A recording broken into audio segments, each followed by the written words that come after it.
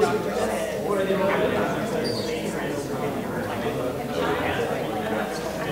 right, good morning, good morning, good morning.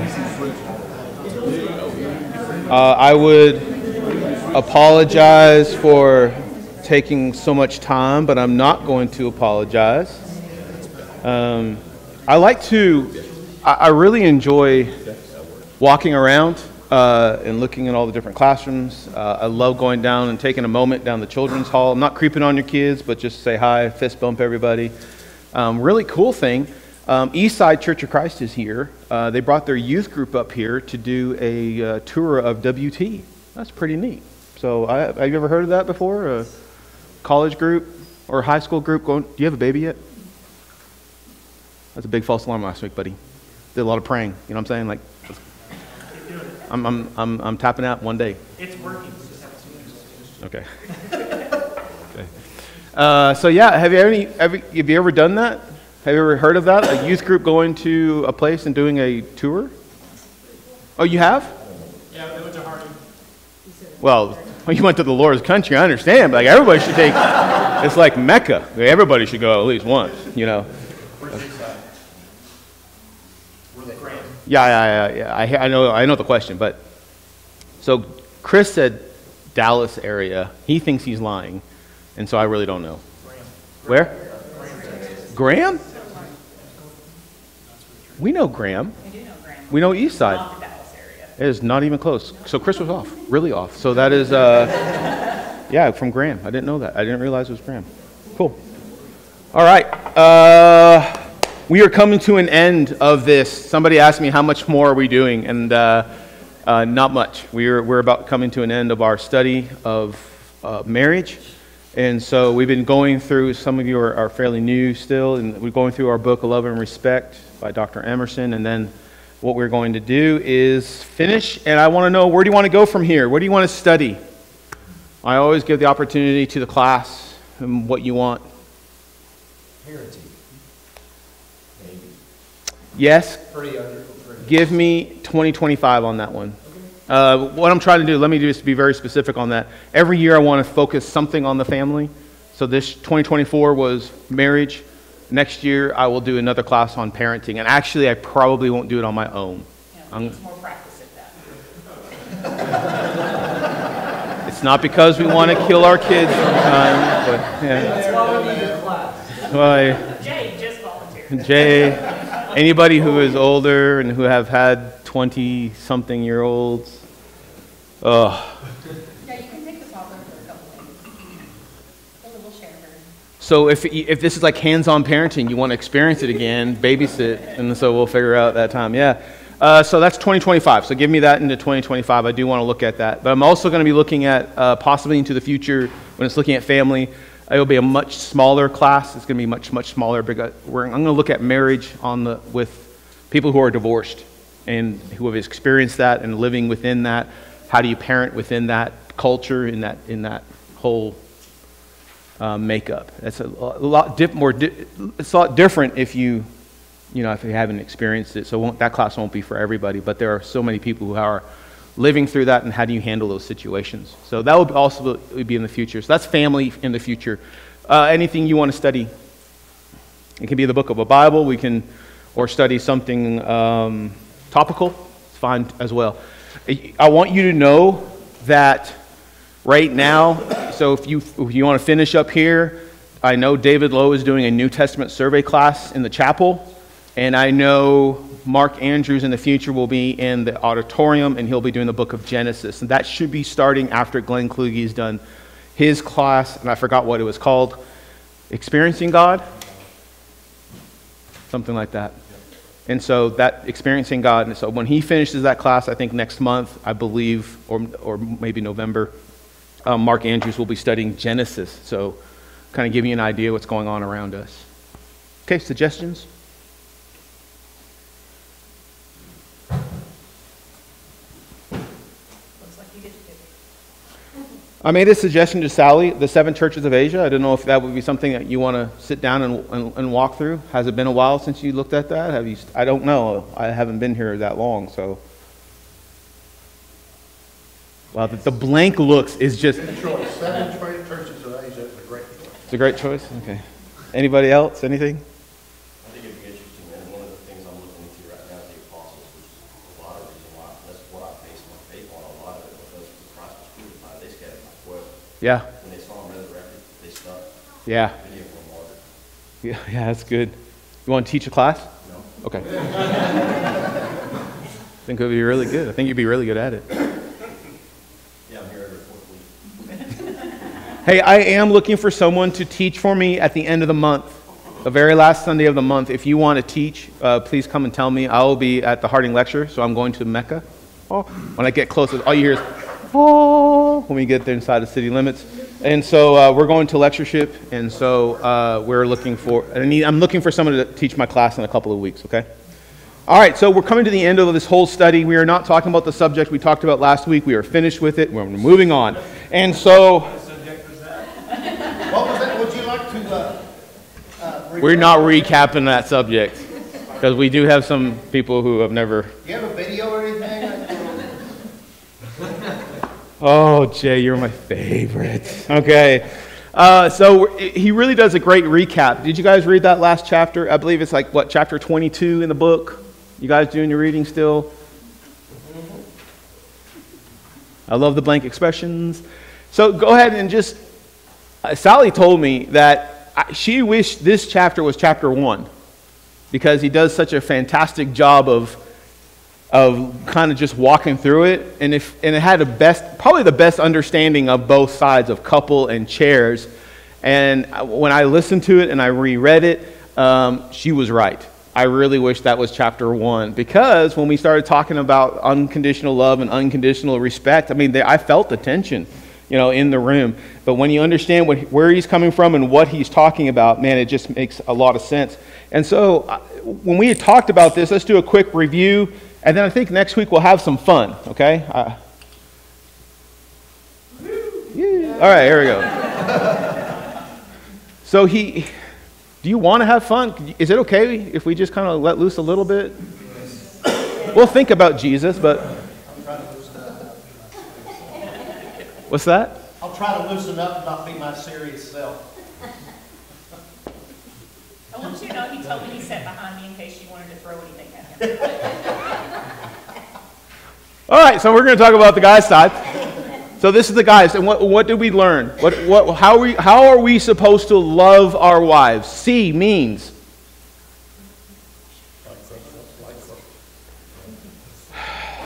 why? I love you. Come on, what does it mean? Oh, wait, that's No, it's not cookies. What does it mean? Close. Yes, we're going to become close. Do you guys?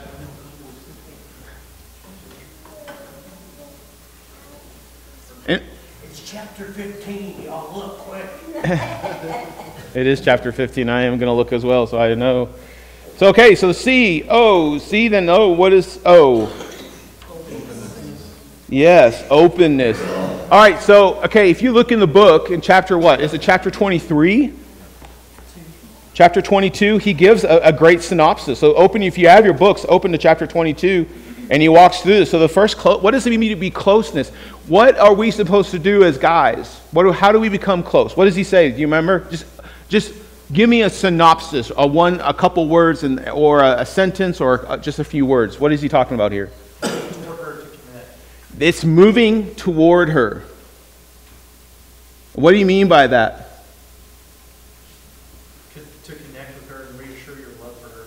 Yeah, it's that movement. It's really simple for us guys to have a distance and be very comfortable with distance. Men are comfortable with distance. We don't have to be close. Even with guy and guy relationship, we haven't seen each other for a long time. We pick up where we left off. That's really simple for us because distance, this is good. It keeps me safe and I feel good about this. But he's saying to move closer towards her. Great, to move towards. C, O. Man. Is it two ends? Yes. Openness. What's he talking about? It's on page 260 if you need it. 260. Sharing your thoughts with her. Yeah, share your thoughts. Now, guys, why is that hard for us? Because we don't know what they are. simple. We don't have, stupid. We don't have any thoughts. Wow, you guys are right on the same length. Like, there's nothing here. What am I opening up to? I went to work. I did the job. I came home. Something cried. Right? Turns out it was me. Yeah, but so we have a very difficult time of being open with our spouses and actually with other people, but especially even with our spouses. This is not as difficult for the side of women. They are very open when they get together. They can talk about almost anything. Over time, we can build relationships with guys, and we can be open and talk about things, but this is a big problem. To be open means to be what? That's the big word. And one thing that I was told growing up is that I don't show weakness. You're not weak, you are strong. You ever heard those words, guys? You're strong, you don't cry, stand up for yourself, fight. All of those things come into play. But I was told, okay? And this is the exact opposite. God says, actually, and what he says in this book and what we find and through this love is being very open, okay? All right, COU. Understanding. What is he talking about? Try not to fix her every time she talks. Keep your mouth shut and listen. Okay, what did you say before that? Try not to fix her every time she talks. Yeah. You don't have to fix. What do we do? If there's a problem, guys, what do? We fix it. What's the solution? We get it done. Is it duct tape? Is it hammer and nails? Or is it welding, right? We try to figure out how do we fix the problem. Or smashing. Or what? Or smashing. Smash things. Fix it. Get it out of the way. Smash it. Get it out of the way. I kind of got it. Do you smash it, throw it out, and buy a new one? Because that's what I do. Well, not how to do that last part. You just get upset and throw it. Oh, were you just moving your shoulder? Remember, anything above the shoulder, I'm coming after it, okay? COUP. What is this? Peacemaking. Okay, so when we think about this, we usually think of hands off, back away. I'm just going to create peace, stay very quiet. Exact opposite of what he's talking about. What is peacemaking? Actively seeking peace. Okay, it's active, very active. Resolving issues instead of avoiding issues. Yeah, so the issues. So this is actually even when Christ talks about this. Remember what he says in the Sermon on the Mount and Beatitudes. Blessed are the peacemakers, for they shall what? Inherit peace, right? They will have peace. Peacemaking is not just being a good person and a very quiet and just trying to make peace. Peacemaking is actually getting into the middle of it and solving the problem and taking care of the issue and finding peace.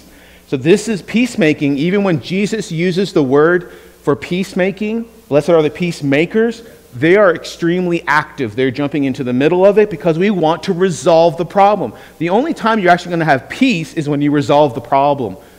What we normally do is don't resolve it. We stay back because it's easier, it's safer, and we feel more comfortable just saying, if I just let it go long enough, it will take care of itself, right? Does that work? Because she has a memory as long as the earth. What's that? She has a memory as long as the earth. She will never. Like an elephant, man. Go ahead and call it what it is. Yeah, they got memories, man. But yeah, you're right. So they have that memory is still there of what the past problems, and they will come back up to the front again. Yeah, it's crazy. Okay, so blessed, very active. L. If you wait long enough, it won't solve itself. No, it will not. No, it just. The rug, it gets smaller and smaller, and it comes out from underneath. You know what I'm saying? Loyalty. What's he talking about here, guys? Loyalty. Only have eyes for her. Only eyes for her. I love it. And reassure that to her. Yeah, make sure she knows that. And just assume she does. Yeah. Oh, I gotta make that smaller. I need the other half. Yeah. So only have eyes for her. Man, that's through words of affirmation. That is through. How else can we tell our wives that I'm fully dedicated, I'm fully loyal to you? What do you think?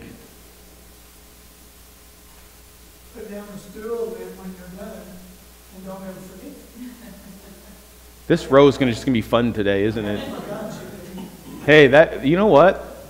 There's a song about that. Brad Paisley does a song, doesn't he? No, there's a country song for that. I'll find it. It's very funny. Oh no, it's Tim Hawkins. It is a funny song because he wrote it, but it's about that exact thing. So she needs to know that. So we kind of think about this one, and we think loyalty is very simple for men. Loyalty just means, hey, I'm going to show up to work every day.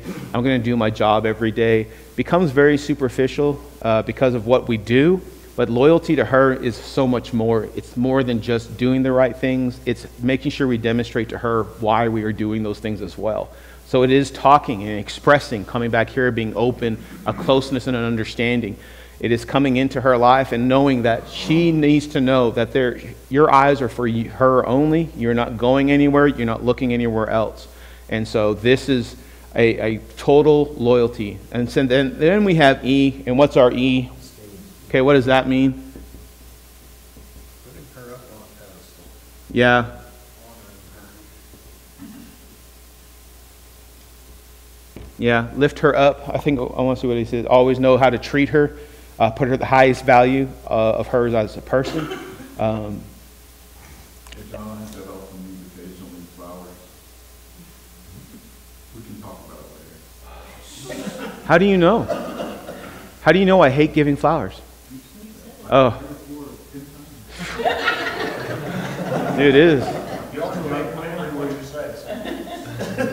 That's I can't believe you all remember that. I don't understand it. It's like, why do you give her something that's going to die?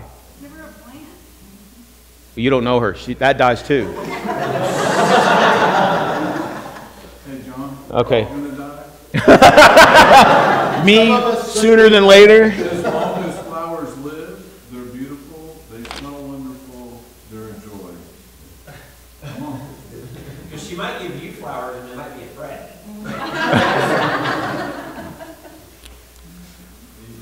I'm going to the board. All right.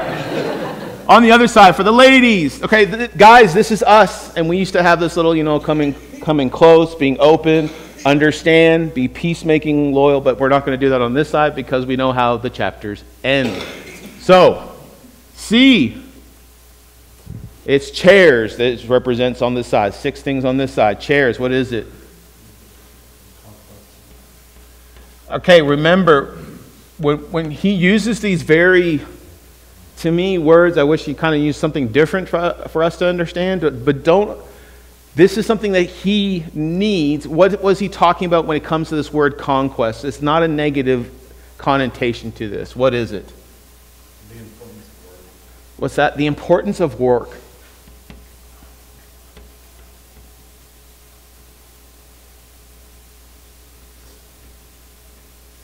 Work is extremely important to a man. It's what defines us. When people say, tell me about yourself, the first thing out of my mouth is what? What do I do for a living, right? And so this is extremely important for guys. So ladies, how do you tell him that you appreciate his work and what he does? What? Clearly don't use the word appreciate. We did discuss this. We do not use the word appreciate. What's the word that we should use? It's respect. Yeah, telling him, I respect that you get up every day, and I respect the hard work that you put into what you do so that we can have the life that we have. There's so many different ways. I remember him talking about, do you remember the card in the lunchbox or something? Like one of the wives filled out a card and wrote something, just said, hey, I want you to know I respect you and I love you for what you do every day. And he came home totally different, right?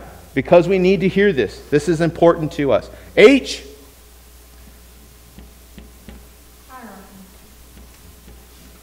Okay, what does this mean?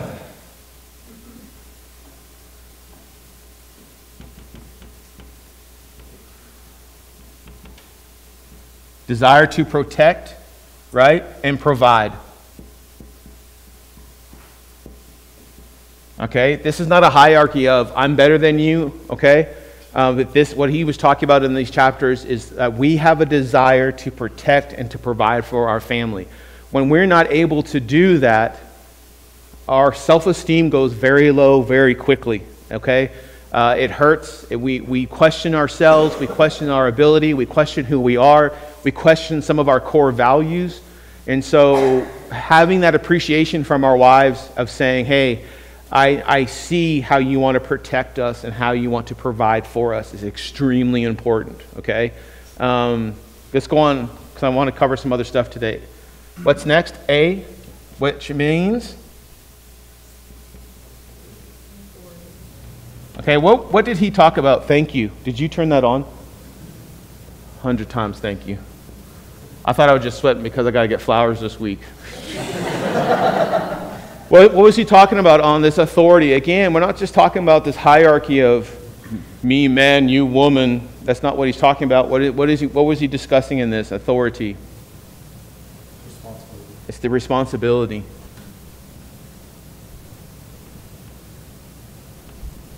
Leadership role.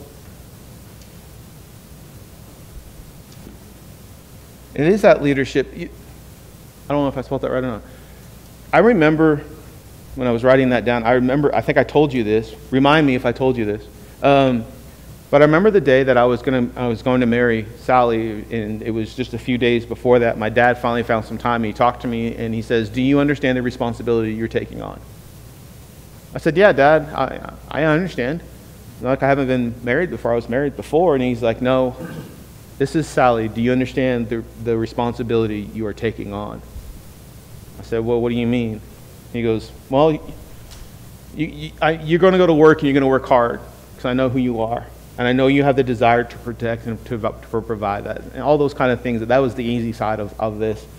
But he says, you have the responsibility as well spiritually to take care of your wife and to lead your wife. Do you understand the responsibility? That's what he was really focusing on. And I don't know if he's even talking about this fully in this chapter, but man, when I was thinking about it and going through this, that responsibility weighs heavy on my shoulders. And it's supposed to lay heavy on my shoulders, right? Because I'm not looking out just for me. I have a wife, I have a son, I have a daughter, and I have another daughter-in-law, which I call my daughter. And I'm looking at them, I'm like, as the man of God that I'm supposed to be, as the head of the house I'm supposed to be, there's a responsibility there.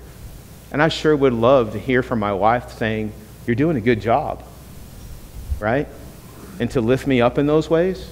So what will that do? If that, I'm trying to express the heaviness of that a little bit, right? If I get the encouragement, if I have my wife encouraging me and feeding into this part of my life, what will that do for me? Helps you kick in the afterburners every time you go and do the thing. Yeah, kick in the afterburners. Yeah, this is worth it. I'm not spinning my wheels. I'm not doing this. What else? Can anybody else want to jump in? Builds up your confidence. Builds up that confidence. Like, hey, I am doing a good job.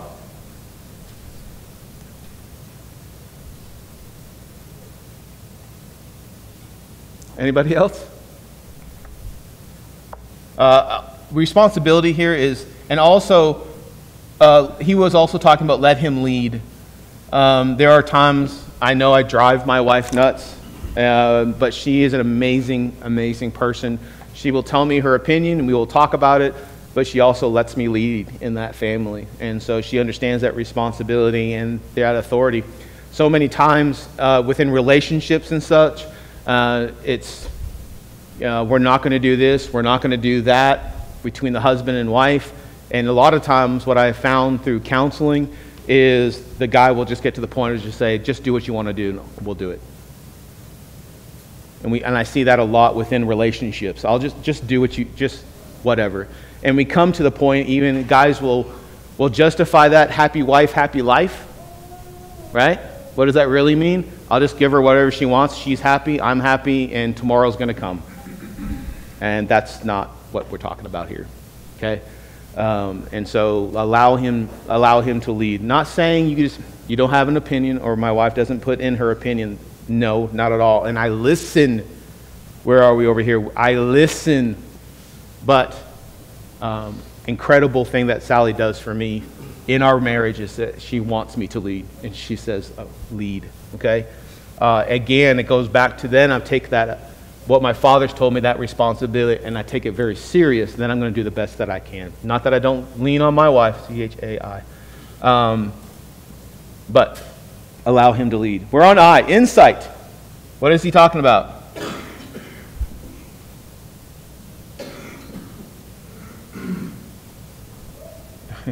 Ability to analyze.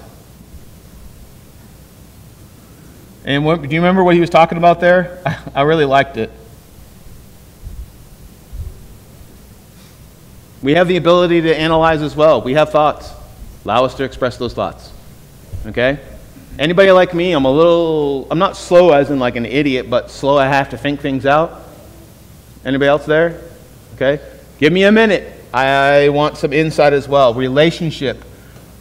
It's usually about the third thing I think of is probably the right thing to do, is not the first one. Dude, I'm on like 7. I don't know where. I'm glad you got 3. This was different to me. Remember we talked about relationship? Remember we talked about relationship, and I was like, what? And it's what remember he talked about? This is the one that his summary was so much better than everything. Yeah, because I didn't like the chapter. I was like, that's not me. Do I spend shoulder to shoulder time with him whenever I can? Do not let him know that I am his friend as well as his lover. Do I let him know that I am his friend as well as his lover? And I was like, so when I listened to it, I was like, oh, that makes way more sense, just spending that time side by side. But what kills my wife sometimes is that we don't have to talk to spend time, right? And he uses the example of you had these 2 chairs in a room. He sent several women in there to sit in these chairs to have a conversation. They turned the chairs towards each other. They leaned into each other, and they just started talking and sharing everything. Same experiment, same room, same chairs. They sent men in there. The chairs did not move. They were side by side. They had discussion. They talked. They came out and said, best time ever. But they don't have that. We don't have that same closeness as you may have. But that relationship, spending time with one another, is extremely important. And then, you know the last one. Let's just move on and what else we're going to do. S is? Yeah, it is. I just want to make sure I spelled this one right.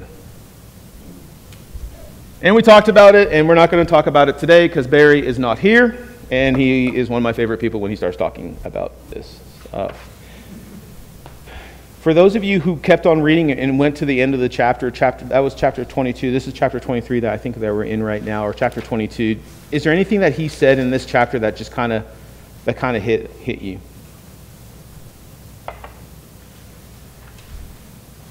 This is part 3. When you get into chapter 23, it's part 3, and it's talking about the reward of the reward cycle. And what we're talking about at the end of the book, and we're going to just say a few things next week. Well, like I said, we're going to have some fun. When we do these things, we do unconditional love, and we do these things, ladies, of unconditional respect back. Man, the relationship is incredible. There's a reward cycle. I'm going to pour more love into you because you have poured that respect into me, and it just continues to grow, and great things happen. Why do we give up?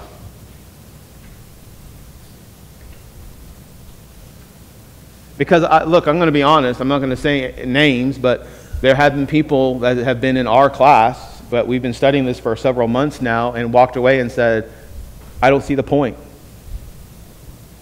So I'm not doing this. So, why do we give up? Because it can happen. To the best of marriages. Because it does. Okay, because it does. And it rends it. Okay. Well, I think maybe we expect everything to be a two-way street all the time. Yeah. Like, I should always be doing those things on the right, you should always be doing these things on the left, and if it's not continual, then there's a problem. But honestly, in marriage, that doesn't happen. There are times when I maybe have other things going on, and I may not have the ability to show you the respect that I need to show you, but expect you to keep going from your side, and the same way. So I think sometimes you can get caught in the, well, I'm doing everything I'm supposed to do, but he's not, or vice versa, and that can cause even more stress. Yeah, okay, so you might be doing everything you're supposed to do or feel like you're doing everything you're supposed to and then not getting any reciprocation, right? Okay, so in marriage, there are moments when I'm not feeling that respect from you.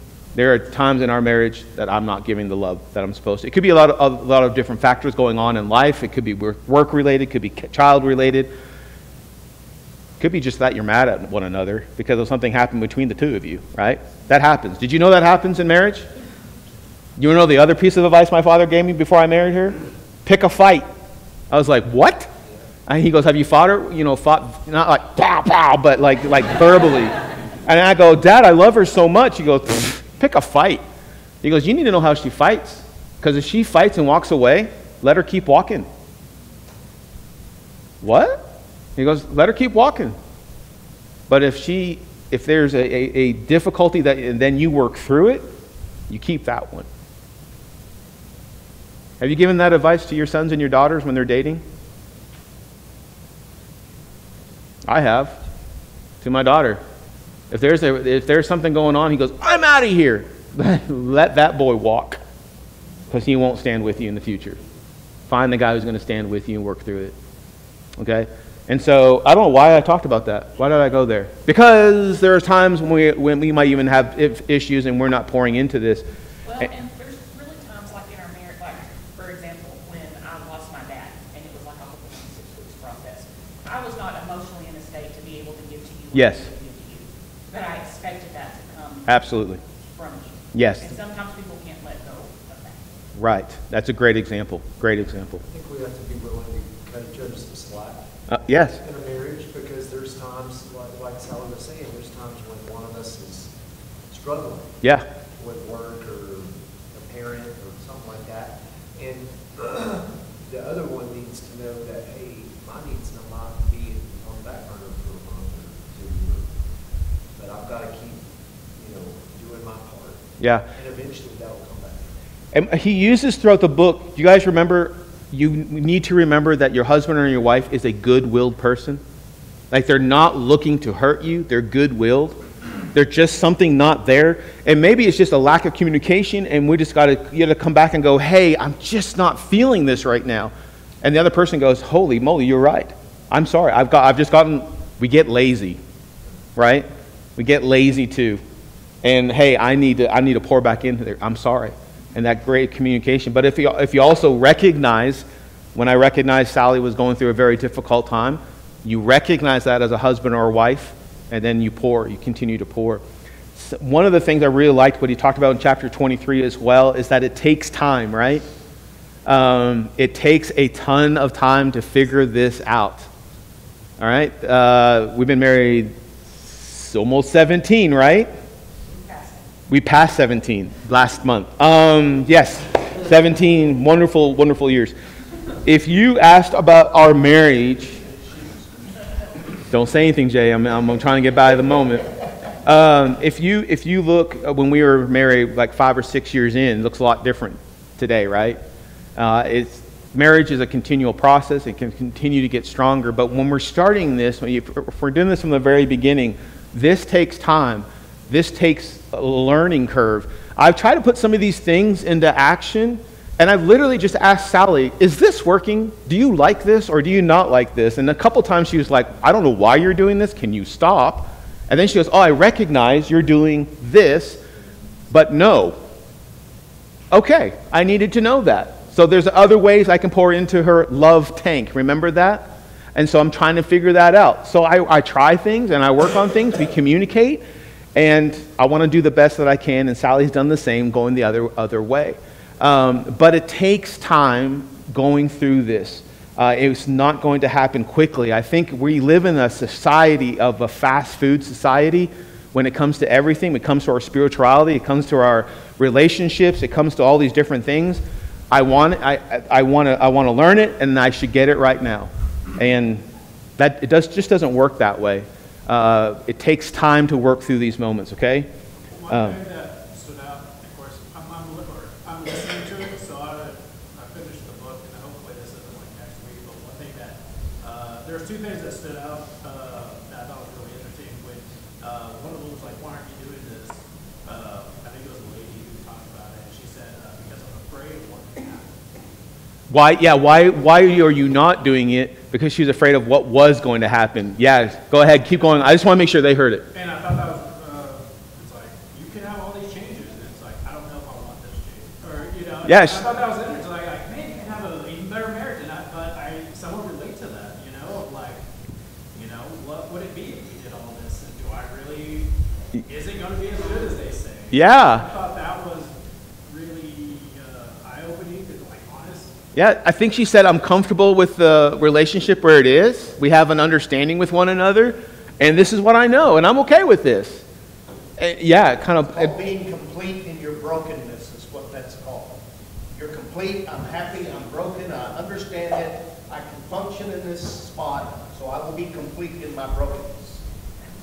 That was good. Write that down. I am not giving you credit when I preach that. I'm just going to let you know right now. But you can just go. But when I say it, it's all mine. I'm just going to say that out loud. Yeah, it was really. I like that, complete in their brokenness. So why would I'm comfortable? This is what it is. I don't need anything else. We're okay. And you're right. But I felt that. Yeah, I'm okay with where I'm at too. We have a good marriage. Another thing that really came out to me in the last couple of chapters that he was talking about was do you remember when he? I don't remember exactly how I listened to it too, Adam, and he said, Andrew, your name is Andrew, not Adam. But he talked about like when you're in the judgment day and you're talking to Christ. Do you remember that part too? Do you guys remember that at the end? And he talks about, well, you know, we always look at that well done, good and faithful servant. We think about the things we're supposed to be doing in the kingdom and the good things that we're supposed to do in our life, our spiritual life. But man, he took the twist of saying, and how were you to your wife? You know, how did you interact with her? How did you love your wife, John? Well, that will knock you for a loop too, won't it? Have I poured myself? Have I poured, what we're going to talk about this morning in our service is, have I poured Christ into my wife in this marriage? And vice versa. It was a show of faith, if I remember right. Show of faith? Right, of you treating your spouse with respect or love was showing your faith in Jesus and God and what He commands. And I thought that was really powerful. It was powerful. I really liked that. I've never thought of marriage in that way of, hey, He commands you to do this. So you need to do this. As far as I know, I've never talked about it. Or, you know, in third grade when you're in your class, you know, get taught Sunday school, you don't hear that. Yeah. It hit me pretty hard when I thought about that. I was like, man, when I stand before God, have I done everything I'm supposed to do right here? Wow. All right, hey, we're going to stop right there because I need to talk to some people in the next room over. If you have a suggestion for a Bible study that you would like to have in the next couple of months, an 8-week study or something like that, please feel free and come up and talk to me. And so I would love to know your thoughts on that. I know I asked the question very quickly, but I'd love to know your answer. Also, will you do me a favor? I want to know your thoughts on the sermon today, positive or negative. I'm going to try to take Ephesians 5 from a little different perspective, not much of one, but I want to know your thoughts on it today. I trust you guys, and I want to know so I can improve on that. Anything else going on? I haven't heard anything today about Charles. We're in limbo still. Charles Robinson, and they're still trying to figure things out. A lot of tests being run, and so keep the Thompson family and Thompson family in your prayers as well. Anything else going on? Keep everybody that's in those hurricanes. Yeah. Larry's fiance's on her way down. And the hurricanes, it caused a lot of flooding. Yeah. And people's traveling.